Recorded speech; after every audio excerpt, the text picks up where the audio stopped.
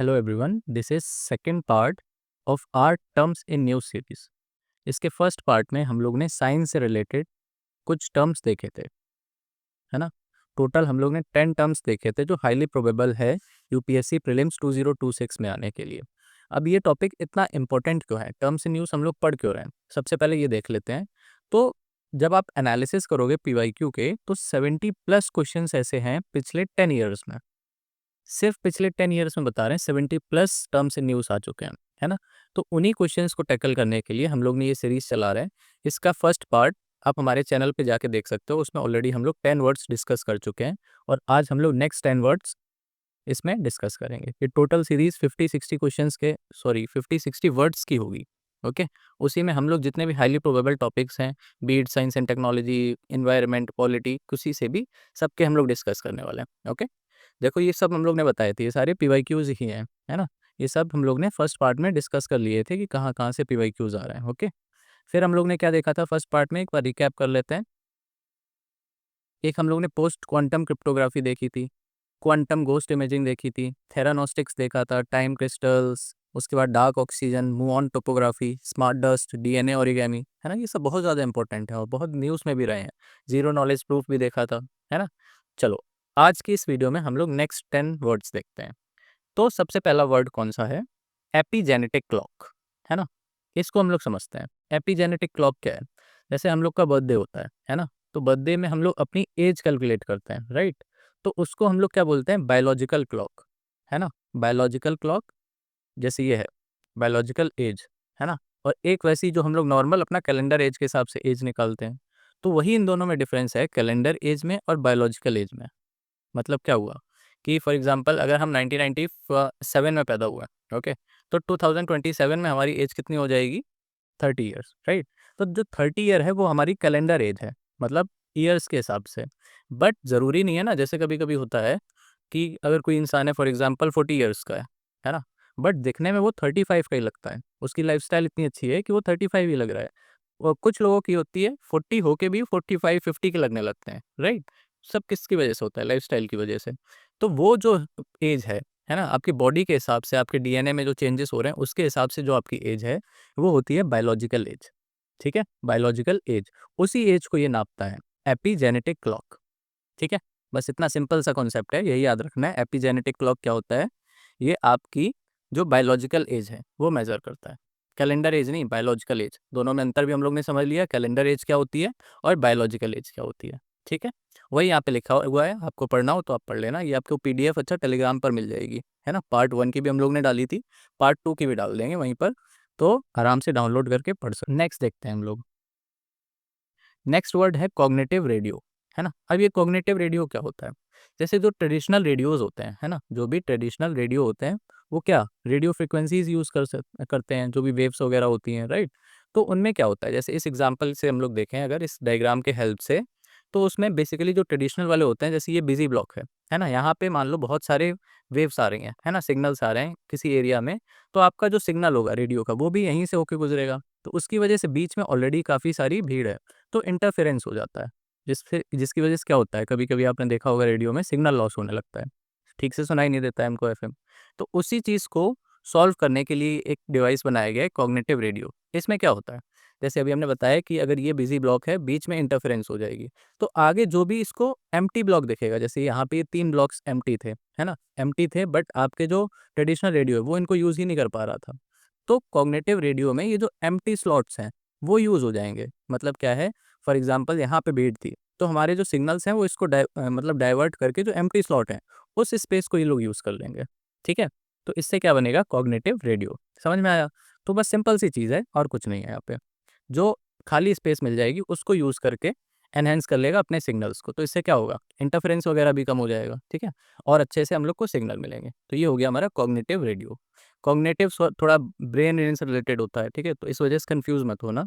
अगर ऑप्शन में कुछ कन्फ्यूज़ करने को दे दे, तो आपको सिंपल सा याद रखना है कि जो एम्प्टी स्लॉट्स होते हैं उसके सिग्नल को यूज़ करके ये इंटरफेरेंस को हटा देता है, ठीक है? चलो नेक्स्ट देखते हैं, वर्ड कॉइन और बायोमेट्रिक्स, है ना। अब ये क्या चीज़ है? ये वर्ड कॉइन एक क्रिप्टो करेंसी है, जैसे अपना एथेरियम वगैरह हो गया, बिटकॉइन वगैरह हो गया, वैसे ही ये वर्ड कॉइन है ना। अभी अलग क्यों है? एक तो इसमें ये याद रखना है, ये किसने बनाया है? सैम ऑल्टमैन, ठीक है, जो अपने ओपन एआई चैट जीपीटी के सीईओ हैं, उन्हीं ने बनाया है वर्ड कॉइन। इसमें अलग क्या है, इसमें एक डिवाइस होता है ऑर्ब, है ना। ऑर्ब एक डिवाइस होता है कि एक तरह का आइरिस जो होती है ना, हमारी आँख की जो आइरिस होती है, उसको स्कैन करके एक डिजिटल आईडी बनाता है। हर एक इंसान की एक डिजिटल आईडी बनाएगा, कैसे? आइरिस को स्कैन करके। आइरिस स्कैन कैसे होगी? उसी डिवाइस का नाम है ये ऑर्ब, ठीक है। एक सिल्वर डिवाइस होता है जिसको हम लोग ने नाम दिया है ऑर्ब। ये अपने आइरिस को स्कैन करके हमारी एक डिजिटल आईडी बना देती है। तो इससे क्या होगा, हमारी डिजिटल प्रेजेंस का एक वेरिफिकेशन हो जाएगा कि ये ऐसे-ऐसे आइरिस के एक एग्ज़िस्ट करता है एक इंसान, ठीक है। तो वही यहाँ पे देखो लिखा है कि यूनिक डिजिटल आईडी बना देता है। ओके, तो बस यही है, एक वेरिफिकेशन का तरीका है, वर्ड कॉइन में ये यूज़ हो रहा है। ओके, चलो नेक्स्ट देखते हैं एंटीकिथरा मैकेनिज्म, है ना। अब इसको समझते हैं, इसमें क्या है, ये एंटीकिथरा क्या होता है, पहले तो ये समझो। ये एक बहुत पुराने, लगभग 2000 साल पुराने ग्रीक एक एनालॉग कंप्यूटर हुआ करता था, है ना।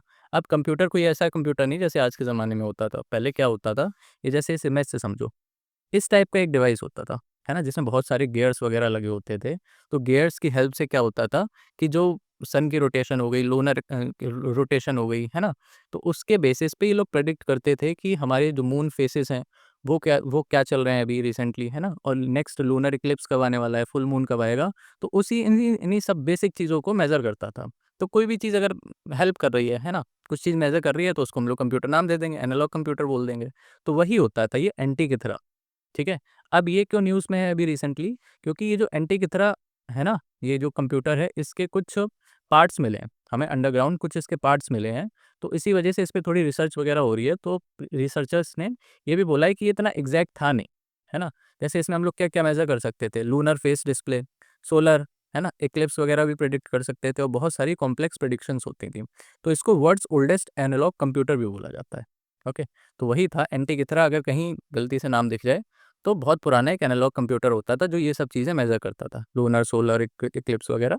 बस इतना से अगर काम चल जाएगा, इतना अगर पता है तो काम चल जाएगा। फिर देखो फ़ोर्स मैज़ोवर, है ना? अब फ़ोर्स मैज़ोवर क्या होता है? इसको समझते हैं। जैसे मान लो ये कोई एक बंदा है ना? ये कोई एक बंदा है, इसने किसी दूसरे बंदे के साथ कॉन्ट्रैक्ट साइन किया है, कि कॉन्ट्रैक्ट साइन किया है कि फॉर एग्ज़ाम्पल 5 साल बाद हम तुमको जितना भी तुमसे हमने पैसा लिया है उसका हम डबल करके देंगे, है ना? डबल करके, या फिर कुछ भी एग्ज़ाम्पल मान लो कि 5% इंटरेस्ट के हिसाब से हम आपको पैसा देते रहेंगे, ठीक है? अब इस क्या हुआ, इसकी कंपनी तो बढ़िया चल रही थी, है ना? बिल्कुल ये दे सकता था, कैपेबिलिटी थी इसकी देने की। बट बीच में क्या हुआ, जैसे कोरोना जैसे इवेंट होते हैं, है ना? कोई नेचुरल डिज़ास्टर आ गया, हरिकेन, फ्लड वगैरह आ गया, या तो वॉर हो गई, जैसे ईरान वगैरह की भी वॉर चल रही है, उस टाइप की कुछ सिचुएशन हो गई, या कुछ पेंडेमिक आ गया कोरोना जैसा, है ना? और या तो फिर बहुत मतलब काफ़ी चीज़ें होती है ना, जैसे सीवियर वेदर वगैरह हो गया, उसकी वजह से उसकी कंपनी ठप हो गई। तो अब ये बियॉन्ड आवर कंट्रोल है। ये जो चीज़ें हैं ना, ये हमारे कंट्रोल में तो है नहीं।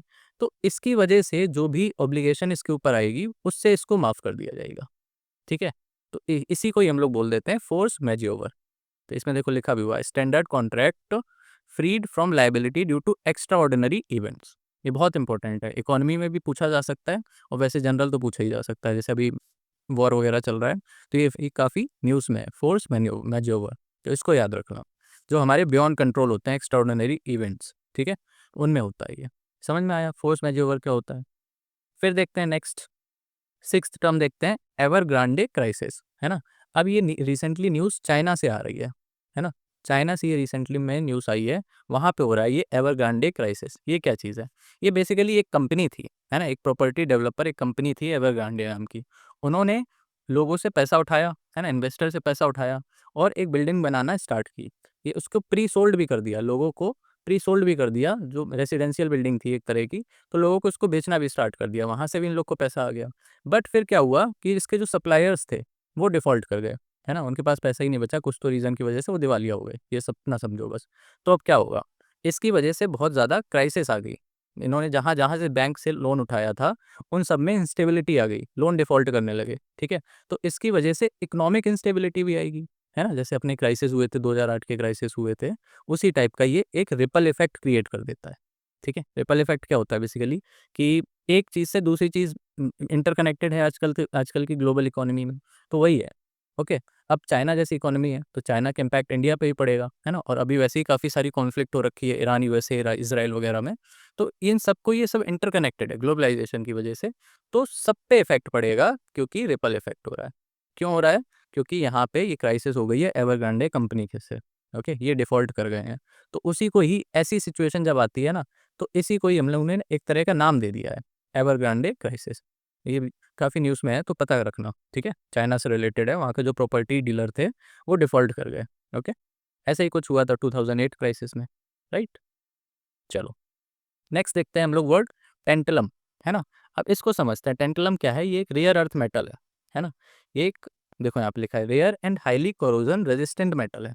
ये कोरोजन रेजिस्टेंट भी है और रेयर भी है, ओके? अब ये क्या, इस टाइप के जो क्रिटिकल मिनरल्स होते हैं वो मॉडर्न टेक्नोलॉजी में बहुत काम आते हैं। क्यों काम आते हैं?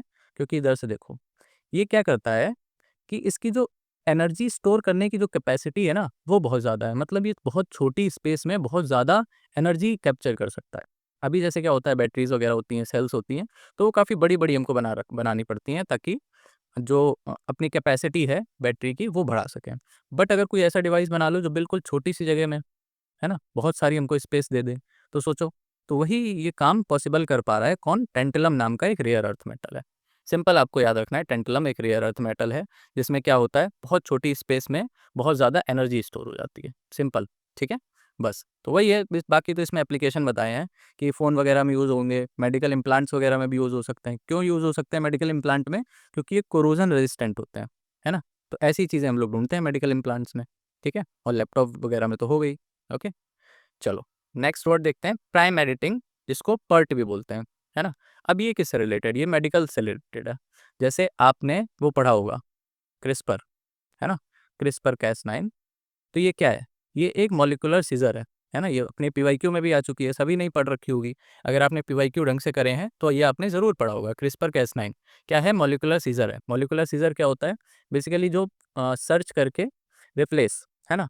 जो सर्च रिप्लेस वाला ऑप्शन होता है ना कंप्यूटर में, कि कोई भी एक वर्ड हमने सर्च किया, फिर उसको दूसरे से हमने रिप्लेस कर दिया, वही चीज़ इसमें होती है ना? क्रिस्पर कैस9 एक मॉलिक्यूलर सीज़र है। ये पहले सर्च करता है कोई एक जीन, है ना? कोई एक जीन को इसने सर्च कर दिया और हमको उसको चेंज करना है किसी दूसरे में, ठीक है? तो वही करता है, वहाँ पे कट लगाता है और दूसरे को वहाँ पे लाके रख देता है। सिंपल सी चीज़ समझो, है ना? ज़्यादा टेक्निकलिटीज़ में जाने की ज़रूरत है नहीं। तो वही चीज़ है। अब क्रिस्पर-कैस9 में क्या होता था, उसके साइड इफ़ेक्ट्स बहुत सारे होते थे। क्रिस्पर-कैस9 के साइड इफ़ेक्ट्स बहुत ज़्यादा होते थे, है ना? मनचाही हमको जीन चाहिए, जो इफ़ेक्ट चाहिए, वो नहीं मिल पाता था। तो उसी को प्रॉब्लम को सॉल्व करने के लिए उससे भी अच्छी एक टेक्नोलॉजी आई है, प्राइम एडिटिंग, ठीक है? पर्ट नाम दिया। अब जैसे क्रिस्पर का फुल फॉर्म उन्होंने नहीं पूछा था, सिर्फ़ क्रिस्पर लिख के दे दिया था, तो आपको पर्ट भी पता होना चाहिए। मान लो प्राइम एडिटिंग ना लिख के दिया, सिर्फ़ पर्ट लिख के दे दिया, ठीक है? तो पता होना चाहिए। ये देखो लिखा हुआ है, fewer unintended side effects than older methods like CRISPR. इसके साइड इफेक्ट्स बहुत हैं क्रिस्पर के कंपैरिजन में, तो यही चीज़ है। चलो नेक्स्ट देखते हैं, कार्बन नैनोफ्लोरेट्स, है ना? अब ये कार्बन नैनोफ्लोरेट्स क्या है? नाम से ही देखो समझ में आ रहा है। एक तो कार्बन के बने होंगे, है ना? नैनो मतलब बहुत छोटे साइज़ के होंगे। फ्लोरेट्स, फ्लोरेट्स क्या होता है? फ्लावर से रिलेटेड कुछ दिखाई दे रहा है, ठीक है? तो ऐसी कुछ चीज़ होगी जो कार्बन से बनी होगी, बहुत छोटी होगी और फ्लावर के शेप की होगी, है ना? तो वही चीज़ है।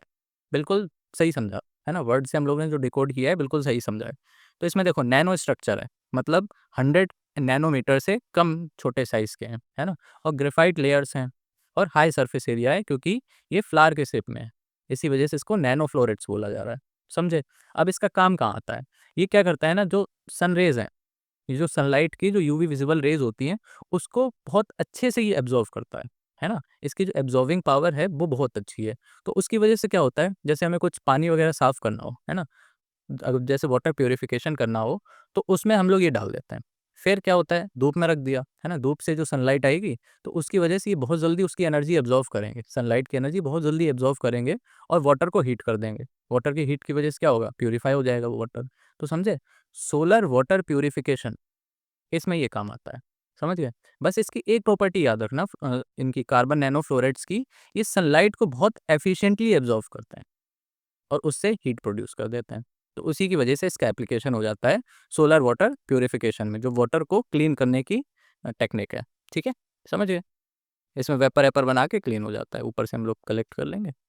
कार्बन नैनोफ्लोरेट्स ये भी हो गया। अब आज का लास्ट टर्म, आज का 10th टर्म क्या है? मोनरो डॉक्ट्राइन, है ना? Monroe doctrine.